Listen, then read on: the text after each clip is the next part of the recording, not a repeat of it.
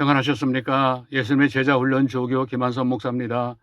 이번 시간은 참 제자로 가는 길의 네 번째 큰 주제인 변화를 향하여의 마지막 시간입니다.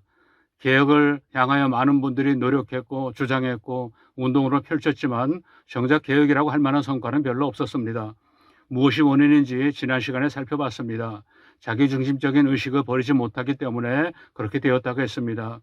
이번 시간에는 총정리하는 의미에서 참개혁이란 무엇인가에 대해서 방법론적인 부분까지 이야기하도록 하겠습니다. 그것은 신앙의식의 개혁이 바로 참개혁이며 진짜 변화라는 사실입니다. 왜 개혁가들은 신앙의식의 변화에 초점을 맞추지 못했을까요? 물론 제도나 사람도 바뀌어야 합니다. 그런 운동도 진행되어야 합니다. 그렇지만 그런 모든 정상치료적인 활동은 반드시 의식개혁 운동과 함께 진행되어야 합니다. 의식개혁 운동으로는 개혁이 가능할 수 있지만은 정상치료만으로 모든 병을 고칠 수는 없습니다. 이제 신앙의식의 변화가 어떻게 개혁이 될 수 있는지에 대해서 살펴보겠습니다. 우선 사람의 행동과 삶을 지배하는 요소가 무엇인지 생각해 보십시오. 사람을 지배하는 것은 의식입니다. 생각이 사람을 바꾼다고 하지만은 생각만으로 온전하게 변화되기는 어렵습니다.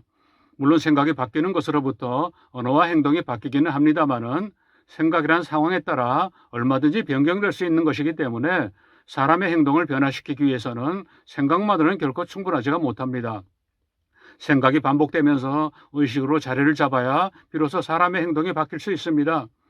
어떤 신앙인의 행동은 바로 그 사람의 신앙의식이 그렇게 만드는 것입니다. 신앙의식의 한계를 벗어날 수는 없습니다. 그래서 신앙의식이 신앙인격이고 그것이 바로 영성인 것입니다. 하나님의 뜻을 깨닫고 자기에게 적용할 수 있는 능력이 영성입니다. 그러면 신앙의식이 변화되면 가장 먼저 어떤 현상이 일어나겠습니까? 일단 안 보이던 것이 보이고 안 들리던 것이 들리게 됩니다. 시각이나 청력을 뜻하는 것이 아니라 영적인 시각과 청각을 의미하는 것입니다. 곧 다른 세계를 보기 시작하는 것입니다. 예수님의 제자들이 참 제자로 변화된 것은 바로 이 새롭게 보이게 되고 들리게 된 내용들 때문입니다. 하나님의 세계가 보이기 시작했고 하나님의 음성이 들리기 시작했던 것입니다. 어느 쪽이 먼저인가를 얘기할 수는 없습니다만은 개혁과 변화의 방향은 확립될 수 있습니다. 신앙의식의 변화가 바로 신앙인 개인과 교회의 변화와 개혁을 이끌 수 있게 된다는 말입니다. 그렇게 신앙의식이 변화되면은 그 다음에 어떤 현상이 일어나겠습니까? 성도와 목회자가 바뀌게 되고 그러면 교회는 자연스럽게 교회답게 변화되며 그것은 기독교의 개혁과 회복이라는 현상으로 성장하게 됩니다.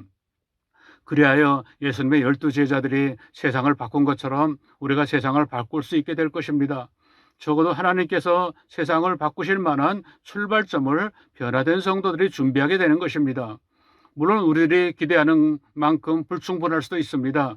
그러나 우리는 깨어있는 10사람의 남겨진 성도가 되는 것입니다. 남겨진 7,000명의 성도나 요한계시록에서 말하는 이긴 자의 반열에 서게 되는 것입니다. 신앙의식의 변화만 이끌어낸다면 참된 개혁이 시작될 수 있다는 말입니다. 결론적으로 예수님의 참제자로 훈련시키기 위한 핵심은 무엇이 되겠습니까? 예수님의 참제자로 살게 하려면 신앙의식을 제자의 수준으로 바꾸면 되는 것입니다. 따라서 모든 제자 훈련에는 바로 이 제자들의 신앙의식을 소유하게 만드는 내용들이 포함되어야 되는 것입니다. 그 의식을 충분히 소유하게 만드는 수준과 내용과 체험과 반복 훈련과 토론과 직접 훈련들을 통하여서 그리스도인들을 예수님의 참 제자들로 만들어낼 수 있는 것입니다. 예수마음 제자발은 바로 여기에 초점을 맞추어 본질과 목적과 목표와 방식을 완전히 바꾸었던 것입니다. 이런 모든 내용을 전체적으로 간략하게 정리해 보겠습니다. 신앙의식의 변화가 교회 개혁의 조건입니다. 신앙의식의 변화만으로도 참제자의 삶을 가능하게 해줄 것입니다. 물론 현상의 개혁도 필요하고 진행돼야 되지만은 신앙의식의 개혁 없이는 그 어떤 개혁도 불가능할 것입니다. 목회와 모든 사역과 신앙생활의 초점을 반드시 신앙의식의 개혁에 맞춰야 되는 이유입니다. 그리고 다시 한번 강조합니다. 삶을 바꾸려면 어떻게 해야 하겠습니까? 신앙의식을 바꿔야 합니다. 생각의 변화만으로도 변화가 어느 정도까지는 가능하지만은 모든 상황에서 동일한 결과를 가져오지는 못합니다. 학생들이 공부를 잘해야 한다는 생각은 가지고 있지만은 생각만큼 따라가지 못하는 이유와 동일합니다.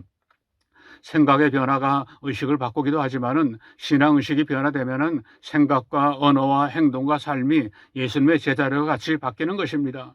그러면 목회는 어떤 영향을 끼치겠습니까? 목회의 목적 자체가 완전히 바뀝니다. 예수님의 제자들로 훈련해서 세상에 내보내는 것이 목회의 참 목적이 되는 것입니다. 그렇게 되면 초점과 방향이 완전히 달라집니다. 지금처럼 전도해서 교육과 훈련을 통해서 교회의 일꾼을 만드는 것이 아닙니다. 그것은 교회의 일꾼을 만드는 목적 자체가 세상에서 제자로서 살게 만드는 것이기 때문입니다. 숫자나 규모나 능력이나 환경과는 전혀 관계없는 참 목회의 길을 갈 수 있게 될 것입니다. 끝으로 교회는 어떤 모습을 보여줄 수 있겠습니까? 교회는 예수 그리스도의 몸입니다. 그렇다면 교회는 예수님을 보여줘야 합니다. 참 제자로서의 신앙의식을 갖춘 목회자와 교회 성도들로 변화되면 교회는 틀림없이 예수님을 드러낼 수 있게 됩니다. 지금처럼 편협적이고 끼리끼리 모임이며 오로지 교회 건축에만 관심을 가지고 오히려 세상 목적을 가지고 세상과 싸우는 모습에 교회가 바뀌게 됩니다.